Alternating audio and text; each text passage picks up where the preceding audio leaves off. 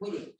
Hoy vamos a terminar en un momentito la plática que me faltó un punto la semana pasada. Y luego viene Paulina con la plática que estaba ya para el día de hoy. Y vamos a ver y nos vamos a identificar tanto con nuestra iglesia. Y también con este libro de Santiago del que estamos hablando. Los obstáculos para recibir la gracia de Dios. Y hoy vamos allá a hablar específicamente del orgullo. Una de las características del orgullo es negar que nosotros somos culpables. Y la palabra de Dios dice, por cuanto todos pecaron. ¿Cómo dice por cuanto quién? Todos. Aquellos.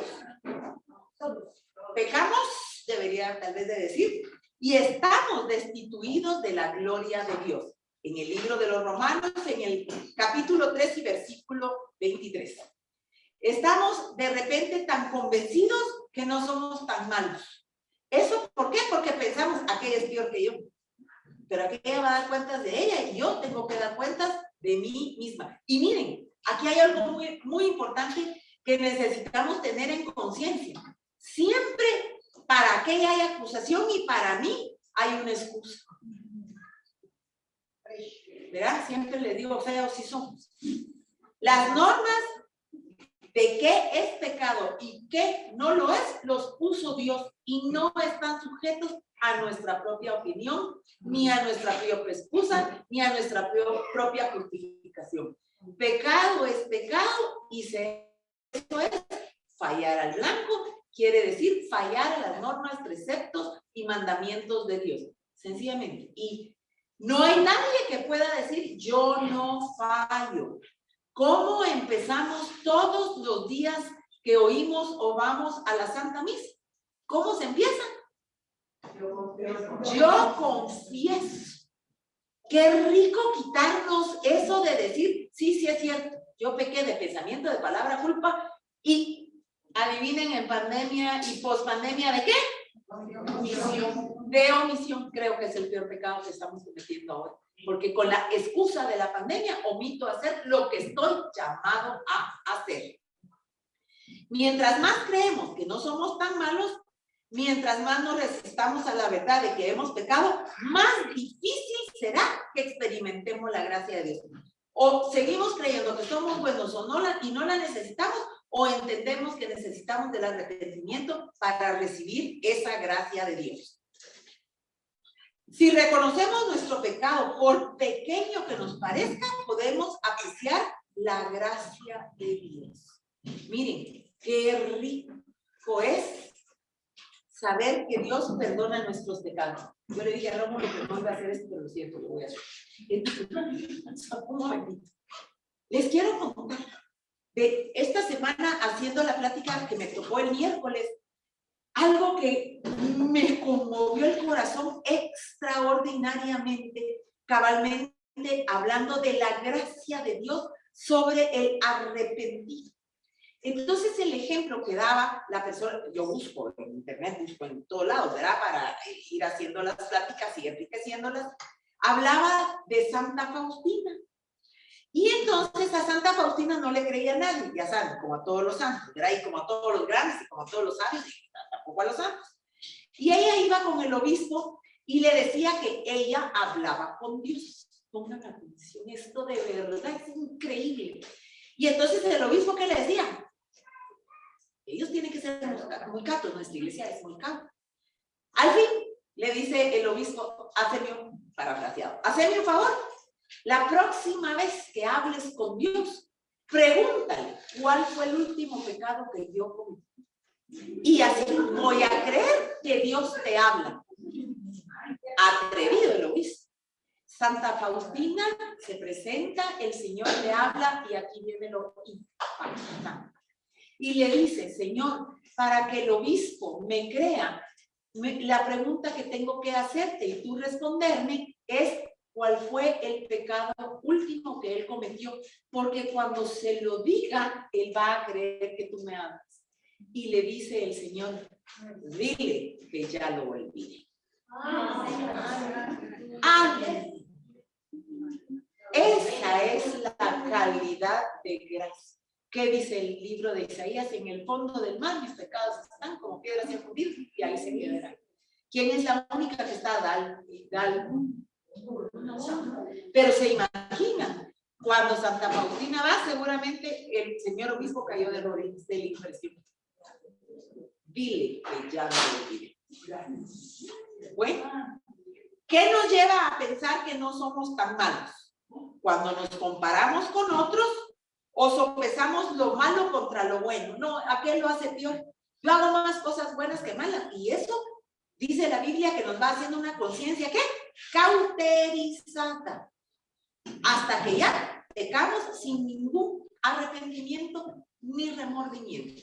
Y lo vemos todos los días, que no, yo no puedo juzgar porque tampoco sé qué es lo que los lleva a hacer eso, pero una persona, un sicario que va y la mata sin que sepa usted quién es, su conciencia en algún momento se empezó a cauterizar.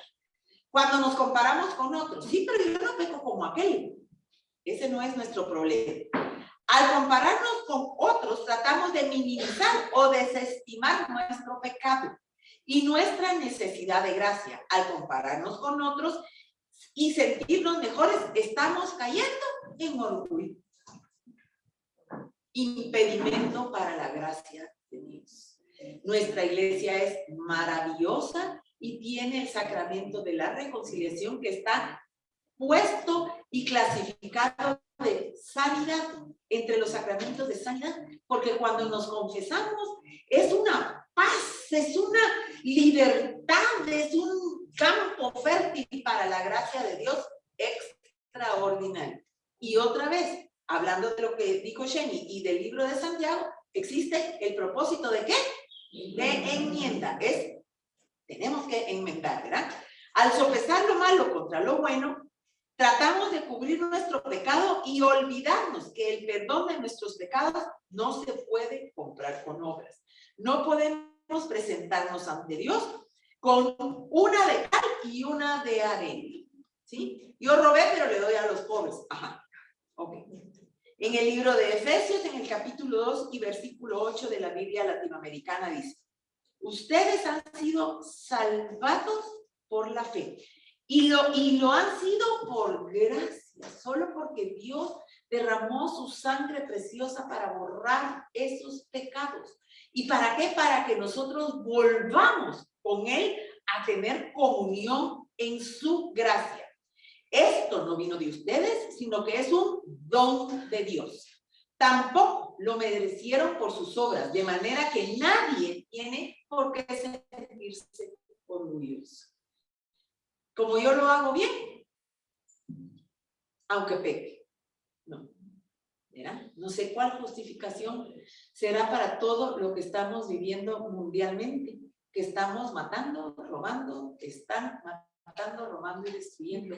Y creo que no creo, yo te le creo, es la urgencia de Dios de que su evangelio con el hacer sea proclamado, sea proclamado, sea proclamado y lo llevemos a todos lados. Nuestra realidad de este año, porque leyó Sheni hasta los confines de la tierra, es, para empezar, la zona 15. Agregarla en nuestras oraciones para que esta zona se convierta. Hay 4 sectas puestas ya en esta zona, con muchísima gente, pero ¿qué quiere decir eso? Que nosotros hemos dejado el espacio porque la necesidad existe. Cuando usted tiene necesidad espiritual, bebe del agua que le ofrecen. Y nosotros tenemos el agua limpia que sacia la sed. En el primer libro de San Juan, en el capítulo 1, versículos del 8 al 10, dice: si decimos que no tenemos pecado, nos engañamos a nosotros mismos y no hay verdad en nosotros. Pero si confesamos nuestros pecados, podemos confiar en que Dios, que es justo, nos perdonará nuestros pecados y nos limpiará de toda maldad. Si decimos que no hemos cometido pecado, hacemos que Dios parezca mentiroso y no hemos aceptado verdaderamente su palabra, porque dice el Señor, todos pecamos, estamos destituidos de la gracia de Dios. O sea, si Dios dice, yo no tengo por qué discutirlo. San Agustín de Hipona, maravilloso, en sus confesiones, vivió hace aproximadamente 1600 años. Mi pecado era aún más incurable porque no me consideraba pecador. Nada era el pecado, el pecado. Si tenemos una enfermedad, no nos vamos a curar fingiendo que estamos sanos. Necesitamos una medicina y para el pecado, esta medicina es la gracia de Dios. Si seguimos tratando de justificarnos pensando que no somos tan malos, lo único que logramos es que nuestra enfermedad, que se llama pecado, le agregamos una enfermedad que se llama buenitis. Y la Biblia habla de la conciencia cauterizada. No, yo no le veo nada malo. Y miren, empezamos por poquitos. ¿Se acuerdan del ejemplo de la rana y la olla? ¿Sí? Que una rana se mete en una olla y no se fija que está en el fuego. Y no se fija cómo va subiendo la temperatura y se va acomodando y se va acomodando y se va acomodando hasta que muere cocinando, hirviendo. Así somos nosotros. Si empezamos a justificar, esto no es tan malo, a esto que es ahora no, lo que pasa no es tan malo, a ponerle, me voy a recordar, ¿ah? No, y a verlo como bueno, con tal de no ser firmes con la palabra, vamos a estar como la rana. Cuando nos fijemos, nos vamos a estar quemando. Es lo que vivimos ahora. ¿Qué es esto? No se me viene la palabra, que todo es permitido y no pasa nada. No, no es cierto. La palabra de Dios es clara y rotunda. Es el relativismo. Exactamente, el relativismo. Así es. Gracias, Shem. Esa es la palabra. Romanos 5:15. Pero hay una gran diferencia entre el pecado de Adán y el regalo del amor inmerecido de Dios. Pues el pecado de un solo hombre, Adán, trajo muerte a muchos. Pero aún más grande es la gracia maravillosa de Dios y el regalo de su perdón para muchos por medio de nuestro Señor Jesucristo. ¿Y cómo aplicamos esa medicina contra el orgullo? Si nuestro autodiagnóstico no fue el más acertado, pues se nos pasaron cosas por alto, por orgullo, entonces pidámosle a Dios en oración que nos traiga a la mente y el corazón lo que no le agrada de nosotros. Y luego pidamos perdón como lo hizo el rey David.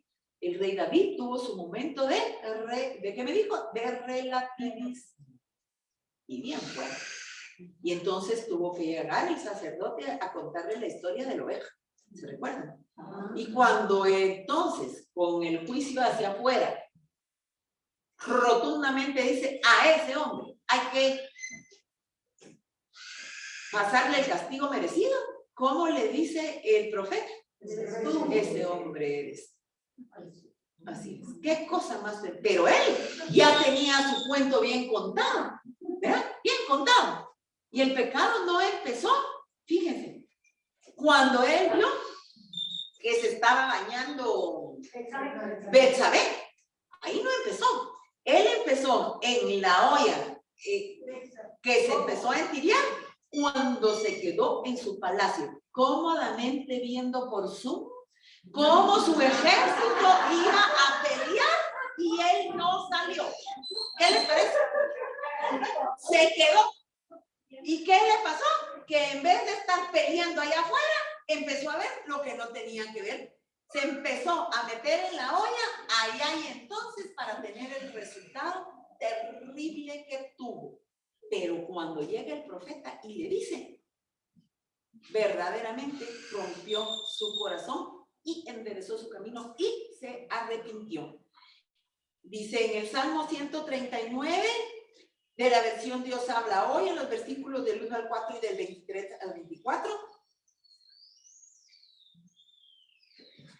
Señor, tú me has examinado y me conoces. Tú conoces todas mis acciones, aún de lejos. Te das cuenta de lo que pienso. Sabes todas mis andanzas. Sabes todo lo que hago. Aún no tengo la palabra en la lengua y tú, oh Señor, ya la conoces. Oh Dios, examíname. Reconoce mi corazón, ponme a prueba. Reconoce mis pensamientos. Mira, si voy por camino del mal y guíame por el camino eterno. Amén.